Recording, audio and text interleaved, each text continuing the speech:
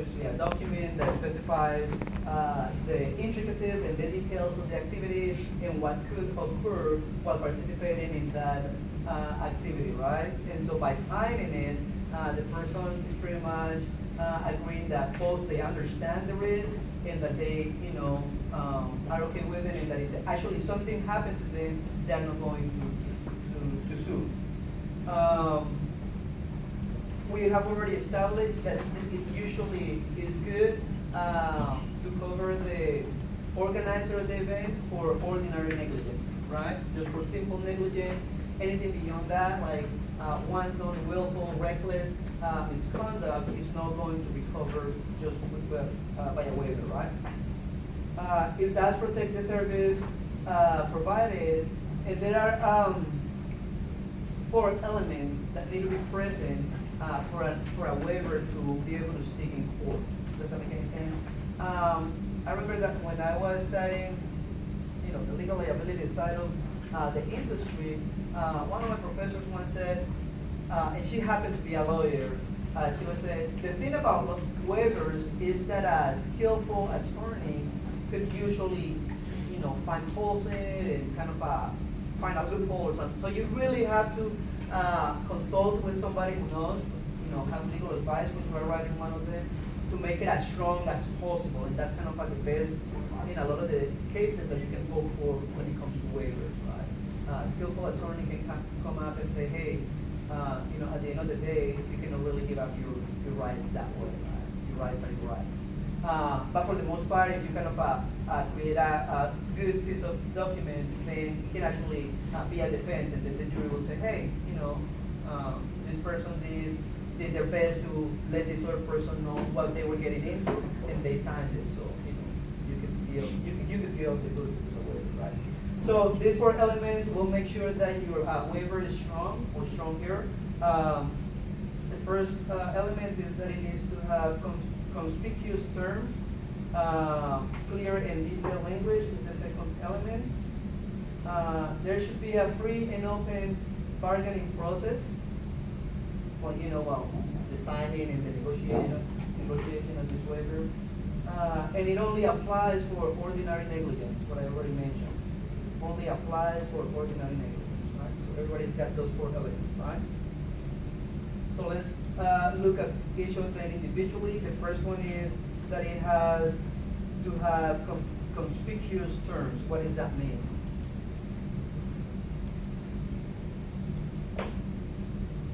There can't be any question about it. Okay. To make sure you've laid out like risks and everything in like very clear language that really anybody can understand. Okay, like that. Everybody hear what Amy said? Anybody wants to add or expand on that? All right. No? But you were.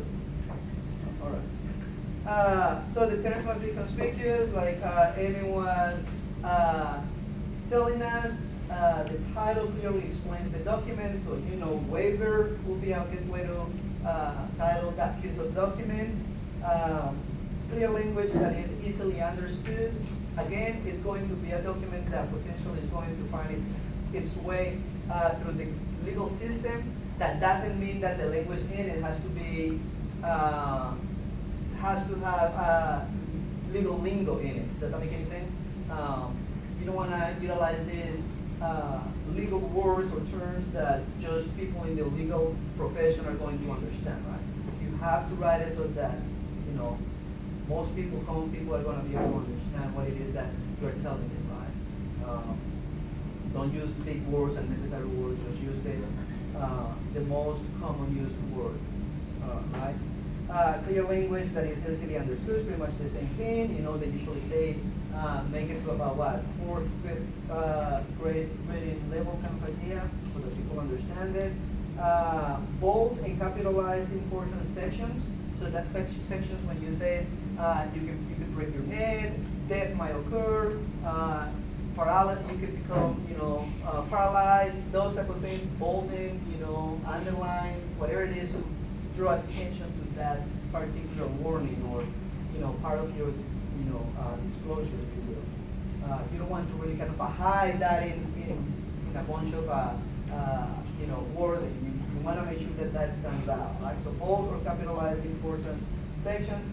And also you need to make sure that you use big enough font, right, to read it. Again, you don't want to do the small print thing for a waiver, right? Because that again is just making the waiver itself weaker, right?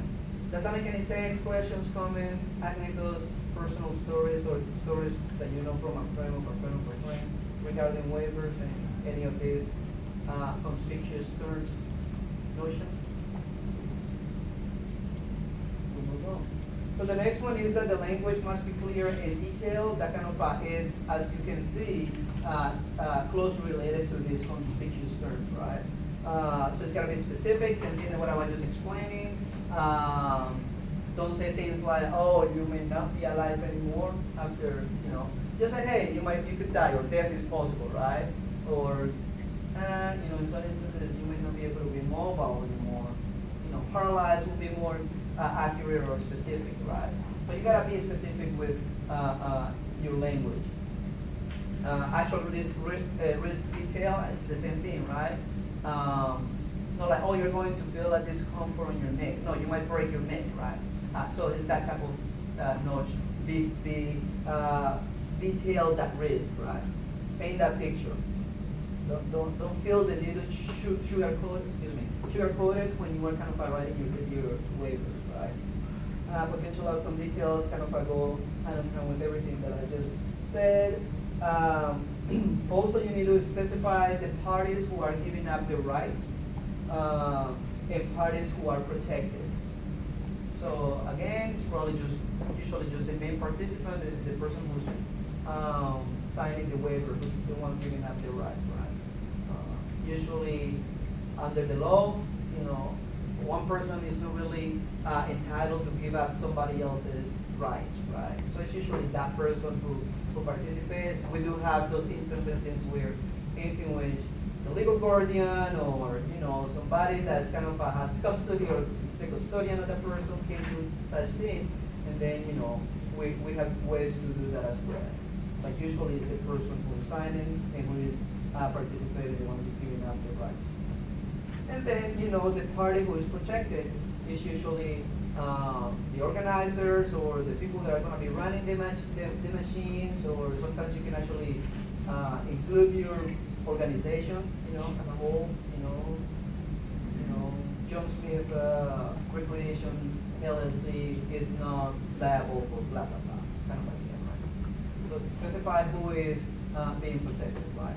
And again, when it comes to that, you're also going to need some legal advice, because you cannot just kind of cover everybody, you know, the whole organization, and just say with one waiver, right? Sometimes specific activities need their specific waivers, and then organizations as a whole need a separate waiver. Does that make any sense? So it's not always like one thing is going to cover everything. And also you need to be sure that you include specific mention of negligence. So again, this waiver is protecting you from ordinary negligence, so you also kind of need to make sure that that's mentioned in the waiver, right? Don't leave it ambiguous. What exactly am I being protected for? What exactly am I giving up my rights about for, right? So you gotta again say that for negligence or ordinary negligence and whatnot. Otherwise, you know, the courts are gonna say, well, they signed it, but what were they signing? What were they giving up their rights for? You know, it's not really clear. How far could have you gone, you know? So you have to make sure that you delineate, detail that. Right. All right, the next element of a waiver is that of a notion of free and open bargaining process. What does that one mean? Free and open bargaining process. When it comes to a waiver, that's another element that needs to be kept into account. Is it because it's when is it, guys? What do we think it means? It means you get to bargain what's on the waiver? Yeah, or you get to at least question it, right? And okay, that's it, right? Equal partners in agreement, no unfair dominance, right? And it's what Spencer, right? Yes. Yeah. That's what Spencer just said, right? It's kind of the participant or the participant to be, if you will, has that right to question and the waiver and kind of because you might be knowledgeable about what a waiver should look like, and you guys, are going to be, right? And you might come across a waiver that is just outrageous and ludicrous, right? So you might kind of say, hey, how am I supposed to, and so, in that case, you probably will have a conversation with even the higher up person there, like the manager or whoever, and you explain why that waiver doesn't make sense, and then they're probably gonna tell you, well, it's the document that we have at hand. There might be some negotiation back and forth, but at the end of the day, at that moment, probably what's gonna happen is that they're gonna tell you, but at the end of the day, it's at will, it's voluntary, right? So, and this is the waiver that we have, this is the rule that we have. You have the option to sign it and participate, but you also have that option of not signing it and you don't get to participate. Right? But you still have that option of, speaking about it and kind of voicing your concerns with the waiver. If you're really into making a stand, then you could take it farther, right? And then say, well, I was denied participation here because I wasn't willing to sign a document that was unreasonable for these reasons, and then take it as far as you think you have to take it, right? But you have that open bargaining, and you probably cannot do it right there and then when you're to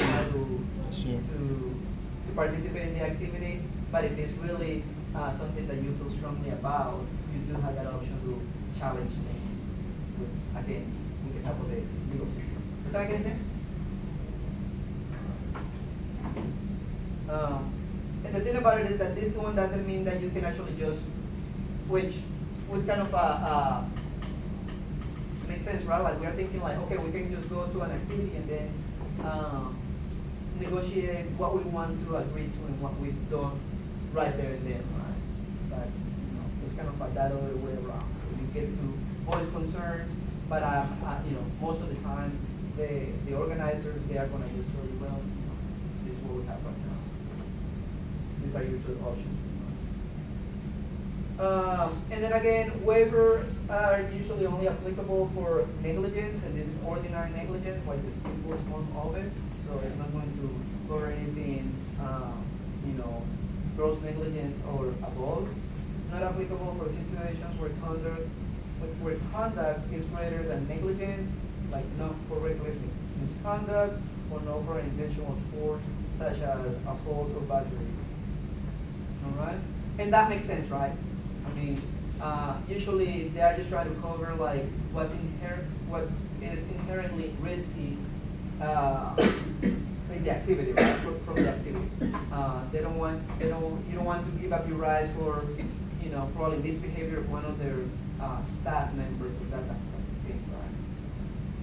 It makes sense, right? Questions, comments about those four elements of a waiver and what makes them stronger? Anything that you have known, that you have thought about,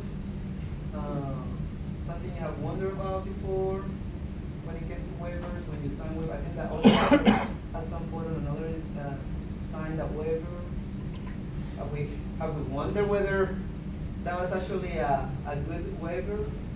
Are the waivers like for example, like ACE, when you become a personal trainer, Mm-hmm. they have stuff like through their company. Are those just as good as like creating one through a lawyer? Mm-hmm. Okay. Yeah. I mean, Okay, and the thing about it is that any waiver will be better than no waiver. But we have to be cognizant of the fact that there is, okay waivers, and then there are strong waivers, and everything in between, right? And again, it depends on many elements, and if you actually consult a lawyer that is an expert in contract law and kind of know about waivers and know about the industry, and they kind of cover you really well, right? And so it will be a waiver that will speak for itself, and that will be the only thing that you'll need to defend yourself against a claim, right? If it is a weaker waiver, it'll be, better than having nothing, but you probably have to do a little bit more maneuvering with your defense to get out of whatever it is that you are being accused of. Does that make any sense? All right, so the next topic here is waivers as they relate to minors. As a general rule, waivers are not enforceable against minors. So this is kind of like that catch-22 when it comes to minors, right? They can come to your event, they sign the waiver, something happens, they can still go ahead and sue you, and then this notion that they were giving up the rights doesn't really stick at all, right? Why? Because they were minors, and we have already kind of established that minors are considered, under the law or in the eyes of the law, are considered to be not mature enough to be able to enter into a legal contract, such a waiver, right? So even if the parent signs on behalf of the minor, is that notion that parents cannot give up their children's right to sue. All right? And one of the reasons why we still practice that, that we still abide by the practice of having the parents sign for their kids is because at least we are making sure that the parents themselves are not going to sue. Does that make any sense? So if as a parent you are signing up for your kid, then later you cannot come up back and sue as you yourself. Now, your kid on the other hand still have that right to remand. Does that make any sense? So that's why we still, even though this is true, we'll still want to get at least those parents to sign, right? This is one party that you have taken care of in the form of that waiver, right? Questions, comments about this part of the waivers in minors? So we have already kind of seen that pattern, right? A lot of the laws are there, and then when we are dealing with minors, it kind of, we have to be aware of how it changes, what type of differences, approaches are taken when it comes to minors. Because in the sport industry, we are going to be dealing with programs that a lot of times are going to be catering with to minors, right? So we have to make sure that we know those distinctions in terms of how a waiver protects us from an adult and from a minor, right? All right. So the next notion in contract law, or tool that is in the toolkit, in terms of potential, proactive measure to protect oneself against liability or one's organizations against liability, is the concept of disclaimer. And here pretty much the provider is proclaiming that the provider is not liable for injury. This is usually not signed by the patron. It is all usually very ineffective. Right? So you're giving somebody just a ticket saying that by holding or purchasing that ticket, you are pretty much scotch-free from liability. It usually doesn't stick. It usually doesn't work as well. We are going to see an exception where it does work. I'm pretty sure that a lot of you know about the baseball rule, but that's again an exception. Right? For the most events, for the most part, just printing those disclaimers on the back of your ticket is not going to be that effective. It's not going to stick to court. I mean, that negligence or something like that. The court are usually going to say, hey, just having that on the back of your ticket is not, it's not kind of taking the blame away from you. Again, it's often, these disclaimers are usually often seen on the back of tickets for sporting events, right? So, I think that we all have seen one of those at some point or another, right? All right. Then when it comes to waivers or these agreements, consent to participate and whatnot, or agreement to participate rather, we have consent versus assent. What's the difference between the two? Brad is like, I was halfway there. Consent versus assent. we all know kind of a consent, right? It's kind of a voluntarily agreeing to participate and to be a part of it, and then therefore I understand the risk, all of that. I'm giving consent. What about the assent part of it? All right, let's find out. So again, informed consent is voluntary agreement of an individual or his or her authorized representative.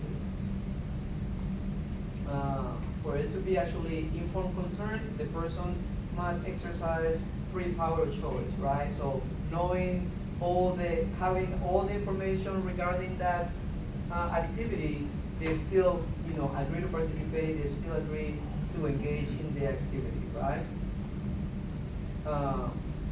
So the notion that a person must exercise free power of choice goes hand in hand with the fact that the person must have sufficient knowledge and understanding of the activity and the inherent risks that it may have. So the person must have sufficient knowledge and understanding of the activity and the inherent risks that it carries out or that it has. All right. So assent is the willingness to participate in an activity by person who by definition are too young to give informed consent, but they are old enough to understand the nature of the activity, risk, and the roles as participants. So what does that consent mean? Consent means now that you have seen the definition. Give me an example, a scenario, explain it to me in a different way.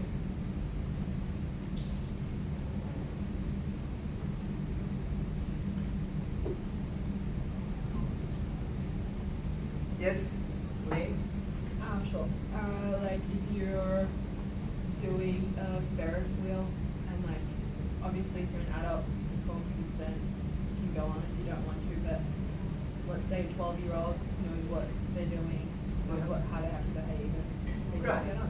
Yeah, all right. And the notion here is that they're probably too young to actually do that informed Yeah. consent thing, but they're still knowledgeable enough or experienced enough with the activity, to participate, and they know like the risk involved in it and that type of thing.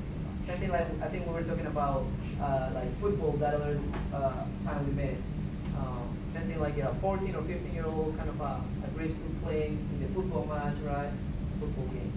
In the football game, knowing again that they could get tackled and get hurt and all that. Again, too young to do that, give that consent, but knowledgeable enough to give the assent because they understand the rules and the risks in the activity that come with the activity. One thing about assent is that notion that when the minors that gives that assent part of it, then you still need the consent from his or her parents. Doesn't make any sense. So it has to go along with the consent from the parents, right? So the minors can give assent, but then you still need that parental guardian or guardian consent.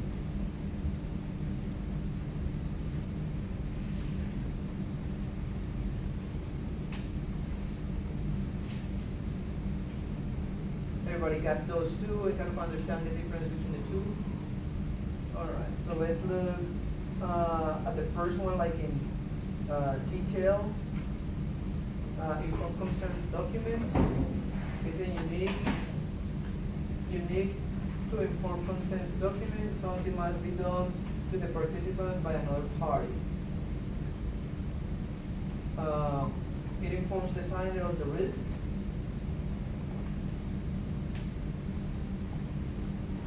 It must be signed. It offers little to no protection against ordinary negligence.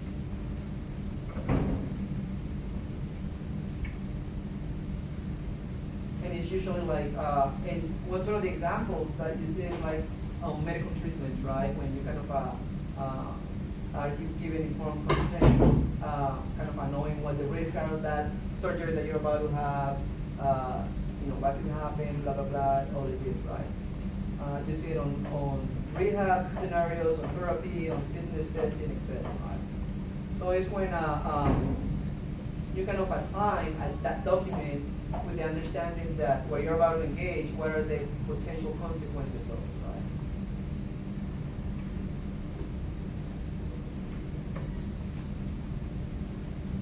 And the informed consent is different from the waiver in that, again, this one does little protection against ordinary negligence, because here you're just letting the person know what the risks are, and they're agreeing that you told them what the risks are, and they're still wanting to do it, right? The other one, you're actually, at some point in the waiver, you're actually encountering the wording, and I agree not to pursue legal, you know, action in case of ordinary negligence. So in one, you're specifying that you're giving up that right. Here, you're just signing that you were given the informed consent, and that knowing the risk, you're still participating. So you see the difference between the two? All right. So informed consent and waivers, what they might seem